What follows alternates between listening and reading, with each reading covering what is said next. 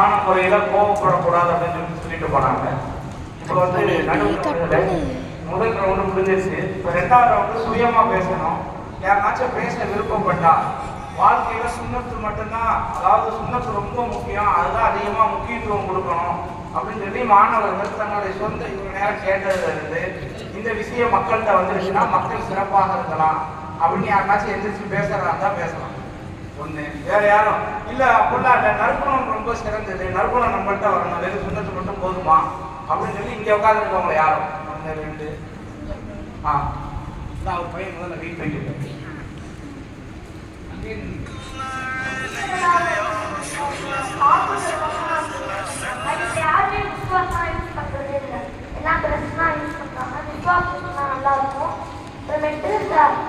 ஆடை அணிவதுல பெண்கள் ஆண்கள் ஆடை அணியாமல் தான் இன்னும் நல்லா இருக்கும்.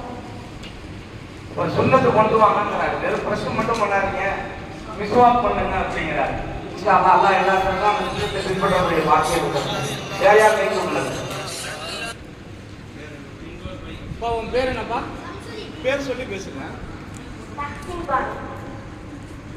நடுவர் அவர்களே, ஒருவர் சுண்ணத்தான கோலத்தை தாடி வைக்கிறார், ஆனா பாருங்க சிகரெட் குடிக்கிறார். இப்படி எத்தனை நபர்களை நம்மால் பார்க்க முடிகிறது. வெளிரங்கத்தை அழகுபடுத்தினால் போதுமா? நடுவர் அவர்களே, நம்முடைய நடத்தையை கொண்டுதான் நாம் பின்பற்றும் சுண்ணத்திற்கு அழகு சேர்க்க முடியும். எனவே இன்றைய சமுதாயத்திற்கு நற்குணமே அவசியம். சுண்ணத்து மட்டும் இருந்தா போதுமா? சுண்ணத்தை வச்சுக்கிட்டு இன்னைக்கு தப்புதான் பண்றாங்கிறது நற்குணம் ரொம்ப முக்கியங்கிறாங்க.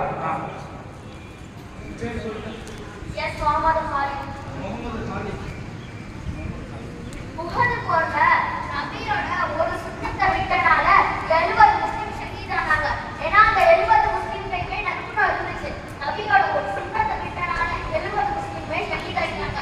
அது மட்டுமல்ல, நபி ஸல்லல்லாஹு அலைஹி வஸல்லத்துக்கு உஹது போர்ல ஒரு பல்லு உடைக்கப்பட்டுருச்சு. அதனால சஹாபாக்கள் எல்லாம் நபி மேல இருந்த பிரியத்தால நபி இந்த பல்லு உடைச்சிருக்குமா, அந்த பல்லு உடைச்சிருக்குமான்னு அவங்களோட எல்லா பல்லையும் உடைச்சிருக்காங்க. அவர் என்ன சொன்னாருன்னு கேட்டியா? என்ன சொன்னாரு? ஒரு சுண்ணத்தை விட்டதுக்கு 70 சஹாபாக்கள் ஷஹீதானாங்க. அந்த 70 சஹாபாக்களே நற்குணம் இருந்துச்சுங்கிற. நீங்க வேற யார் சொன்னாரு? நான் ஒரு சம்பவம் சொல்றேன். நபி ஸல்லல்லாஹு அலைஹி வஸல்லம் அவர்கள் பேர் சொல்லுமா? நபி ஸல்லல்லாஹு அலைஹி வஸல்லம் அவர்கள் டெய்லியும் தொழுக போவாங்க. அப்போ ஒரு பெண்மணி வந்து அவங்க மேல குப்பை போடுவாங்க. நபி ஸல்லல்லாஹு அலைஹி வஸல்லம் அவர்கள் கோபப்பட்டு அவங்கள திட்டினதில்லை ஒரு நாள் கூட. ஒரு நாள் வந்து அவங்க வந்து குப்பை போடல. அப்போ என்ன ஆச்சுன்னு அப்போ பாப்பா விசாரிக்கும் போது அவங்க வந்து உடம்பு சரியில்லாம படுத்திருக்காங்கன்னு தெரியுது. அப்போ நபி ஸல்லல்லாஹு அலைஹி வஸல்லம் வந்து அவங்கள போய் பாக்குறாங்க. அப்போ வந்து அவங்க உடம்பு சரியில்லாம இருக்கிறாங்க. அந்த பெண்மணி கண்ணுல இருந்து தண்ணி ஒழுகுது. நான் எவ்வளவு துன்பப்பட்டிருக்கேன், ஆனா நீங்க வந்து என்ன பாக்குறீங்கன்னு பார்த்து இஸ்லாத்தை ஏற்றார். ஆனா இந்த காலகட்டத்துல அப்படி யாராச்சும் பண்ண முடியுமா? நீங்களே யோசிச்சு பாருங்க நடுவர் அவர்களே. கலவரமே நடக்கும். இப்போ வந்து ஒரு இந்த மாதிரி நபி ஸல்லல்லாஹு அலைஹி வஸல்லம் மாதிரி போறாங்க வச்சுக்கோங்க, ஒரு பெண்மணி குப்பை போடுறாங்க அவங்க மேல, என்ன நடக்கும், என்ன நடக்குதே தெரியாம சுத்தி சுத்தி அவ்வளவு பேர் வந்துருவாங்க. வேர்ல்டு வார் 3 நடக்கும். அப்படி நடக்கும் கோபத்தால. எனவே கோபத்தை அடக்கினால் நல்லா இருக்கும். நற்குணத்தை கொண்டு இஸ்லாத்துக்குள்ள ரொம்ப பேர் வந்தாங்கன்னு சொல்றாங்க. ஒரு சாய்ஸ் தான் கொடுக்கணும். பேசிட்டாப்பா ஜான்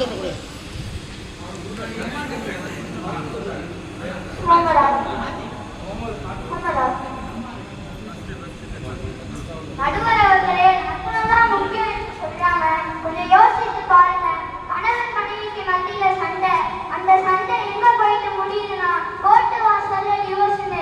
என்ன பிரச்சனைன்னு பார்த்தா பக்கத்துல இருக்கிற கணவன் பல்லு வளர்க்கிறான். கணவன் வாயை சுத்தம் செய்வதில்ல, பார்த்து சிகரெட்டு நசிங்கமா வைக்கிறது. ஆனா வாயை சுத்தம் செய்வது நபியின் சுண்ணத்துங்க.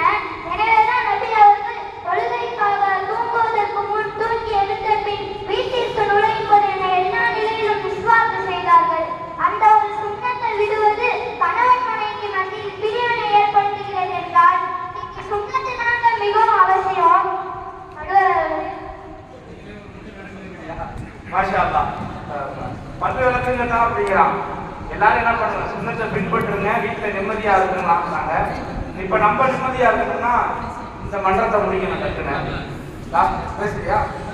எல்லாத்தையும் சுருக்கமா சும்மா 2-3 வார்த்தை. நீ பேசுமா. இப்ப நம்ம பின்னாடி அவங்க பத்தி தப்பா பேசினாலே நமக்கு உள்ள கோவம் வருது. ஒரு பெண்மணி நடந்து போயிட்டுருக்காங்க வெயிட்ட தூக்கிட்டு.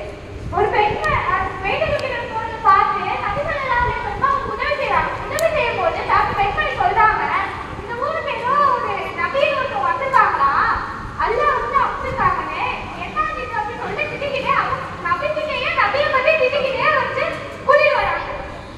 நபியை பத்தி திட்டிட்டு கூட்டிட்டாங்க. நமக்கு அவ்வளவு கோவம் வரும், திட்டிடுவாங்க. நான் தான் அதுல ஆனா திட்டாம பொறுமையா நான் கேட்டுட்டே வராங்க. ஆனா அதுக்கப்புறம் தான் நமக்கு தெரியுது அது அவங்க தான் அந்த நபின்னு. இந்த நபியோட கருணத்தை பார்த்து இவ்வளவு பொறுமையா வந்து நம்ம சொன்னாலும் அதை கோவப்படாம கேட்டு எதுவுமே சொல்லாம இருந்தாங்கிறதுக்காக அந்த பெண்மணி உடனடியா இஸ்லாம் ஏற்றுட்டாங்க. இது எவ்வளவு பெரிய நட்புறம் பாருங்க. நற்குணத்தை கொண்டுதான் அதிகமான நபர்கள் இஸ்லாம் ஏற்றுட்டாங்க. சுன்னத்துல யாரும் சொல்றீங்களா?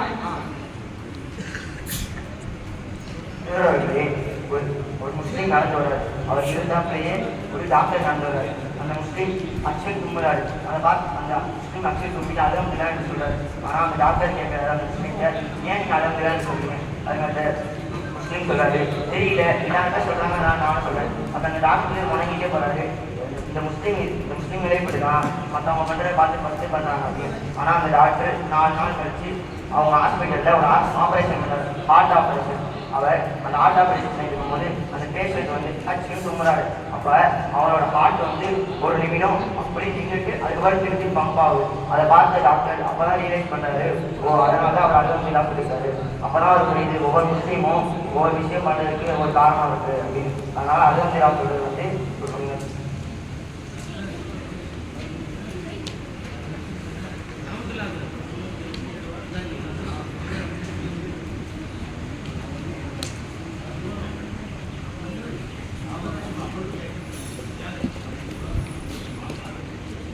சரி, கொஞ்ச நேரம் அதான் இவங்களோட முடிச்சுக்குவோம்.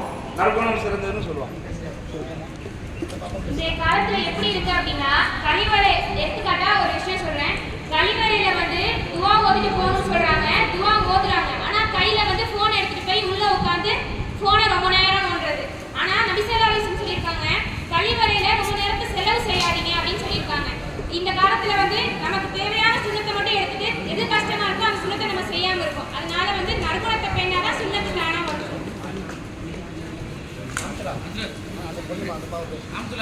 ஒரே ஒரு வார்த்தை அதை முடிச்சுட்டு வந்துடுவோமா?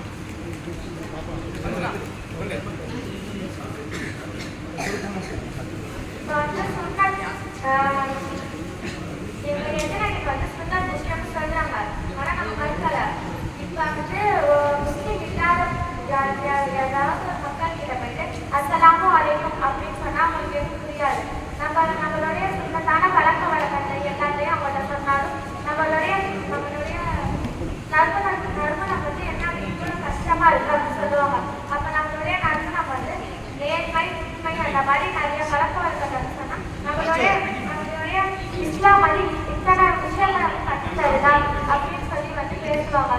மக்கள் கிட்ட ரொம்ப ஒரே ஒரு விஷயம் வந்து ஊக்குவிக்கிறது என்னன்னா நறுமணம் தான். பேரை சொல்ற பாப்பா, பேர் சொல்லிட்டியாமா? பேர் சொல்லுமா? ஏன் முகமது எல்லாருமே நறுக்குணம் சொல்றீங்க. நறுக்குணம் கூட ஒரு சுண்ணத் தான், அது யாருமே சொல்லவே இல்லை. ஏன் சாப்பிட இருக்கும்போது மட்டும் இல்லை, எல்லா நறுக்குணமும் ஒரு சுண்ணத் தான், அது யாருமே சொல்லவே இல்லை. எல்லா நற்குணமும் ஒரு சுண்ணத் தான். அப்ப சுண்ணத் தான் சிறந்ததுங்கிற எல்லா நற்குணமும் ஒரு சுண்ணத்தாமா.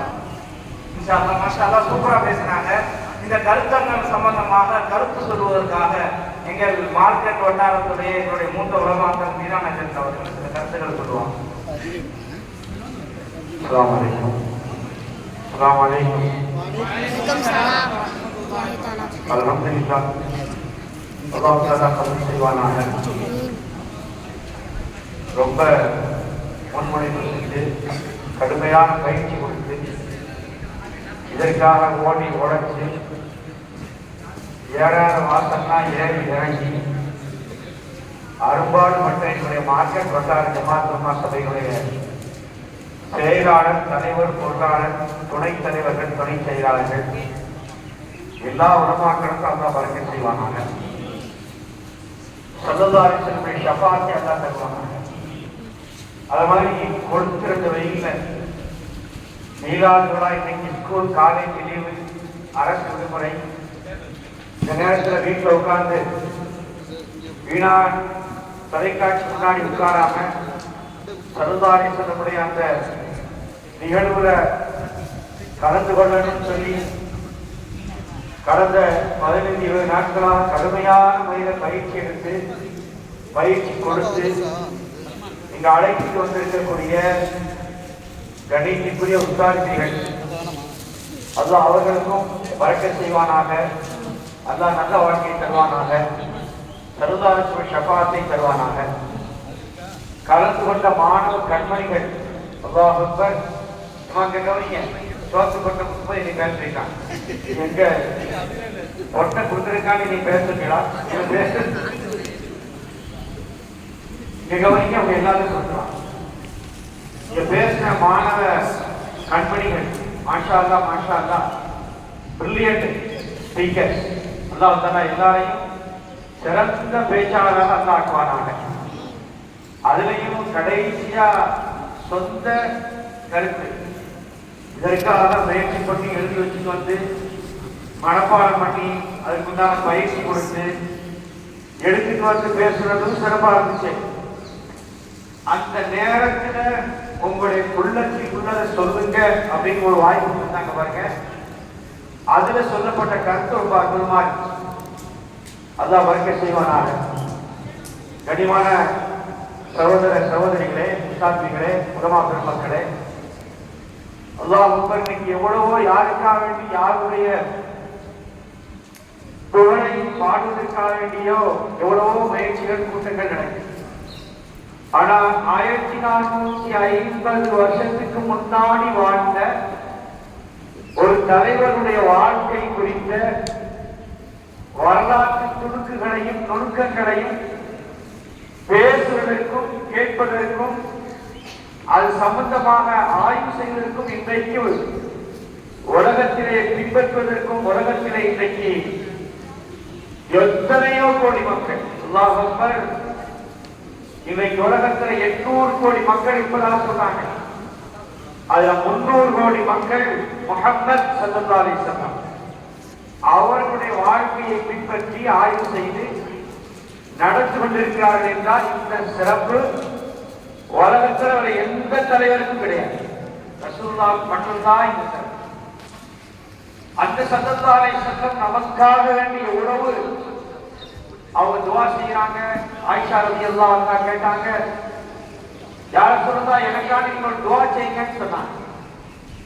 அப்ப ரசூலுல்லாஹி ஸல்லல்லாஹு அலைஹி வஸல்லம் ஒரு துஆ செஞ்சாங்க.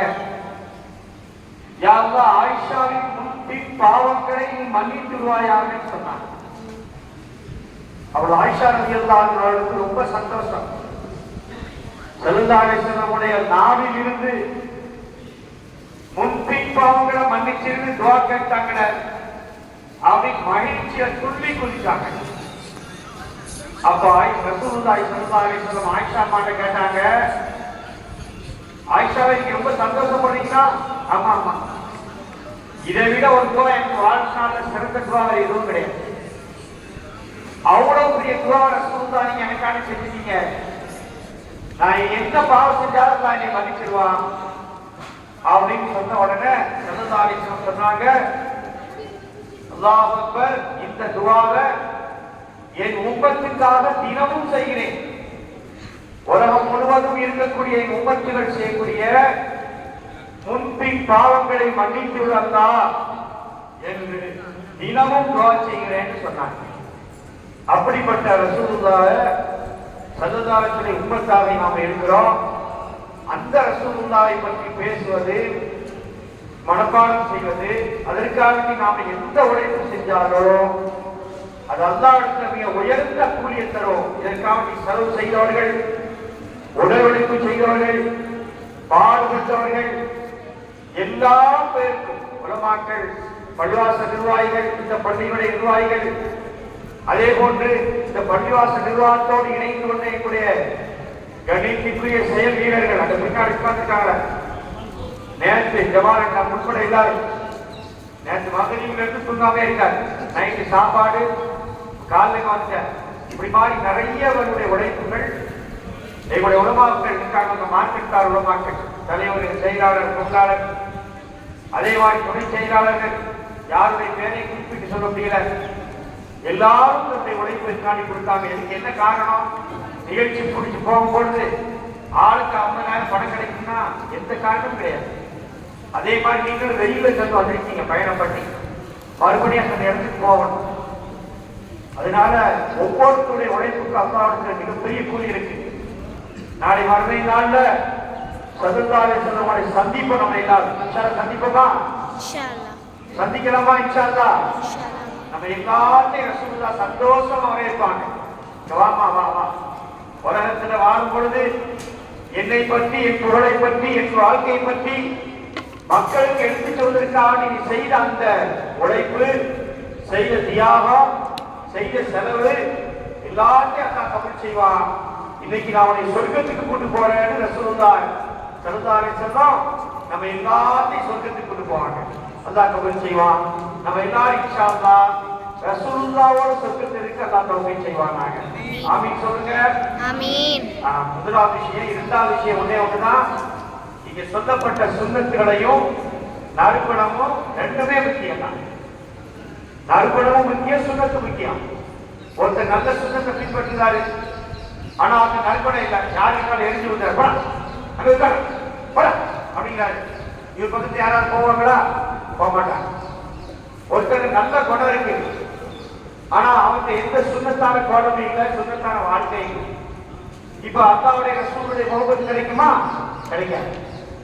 அதனால ஒரு சுவராசியத்துக்காக வேண்டி நற்குணமா சுண்ணத்தா அப்படிங்கிற ஒரு தலைப்பு கொடுத்திருந்தாங்களே தவிர நற்குணம் வேண்டும், சுண்ணத்து வேண்டும், ரசூலுல்லாஹ்வுடைய வாழ்க்கை ரெண்டுமாக இருந்தது.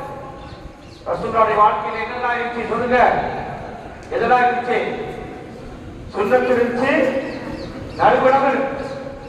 ரெண்டையும் நாம இன்ஷா அல்லாஹ் வாழ்நாள கடைபிடிக்கணும். இப்ப இந்த பள்ளிவாசல்ல, சவுக் பள்ளிவாசல்ல நாம நியத் வைத்துக் கொள்ளணும். என் வாழ்க்கையில் ஸல்லல்லாஹு அலைஹி வஸல்லம் சுன்னத்தையும் நற்குணத்தையும் நான் பின்பற்றுவேன். செய்யலாமா? நியத் வைக்கலாமா? இன்ஷா அல்லாஹ் சொல்லுங்க. பிஸ்மில்லாஹிர் ரஹ்மானிர் ரஹீம்.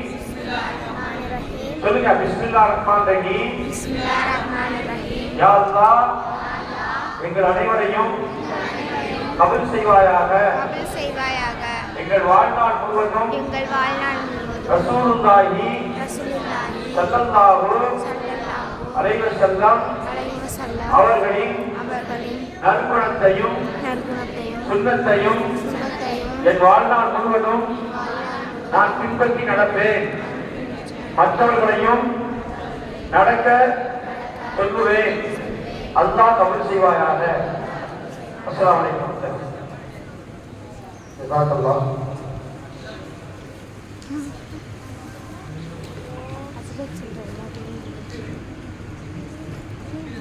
சபீர் ஹசரத் அவர்கள் நன்றிகளை ஆக்குவார்கள். முகலால் பள்ளியினுடைய இமாம், எங்களுடைய வட்டாரத்தோடைய செயல் வீரர் சபீர் ஹசரத் அவர்கள் நன்றிகளை. அஸ்ஸலாமு அலைக்கும் வரஹ்மத்துல்லாஹி தஆலா வ பரகாத்துஹு.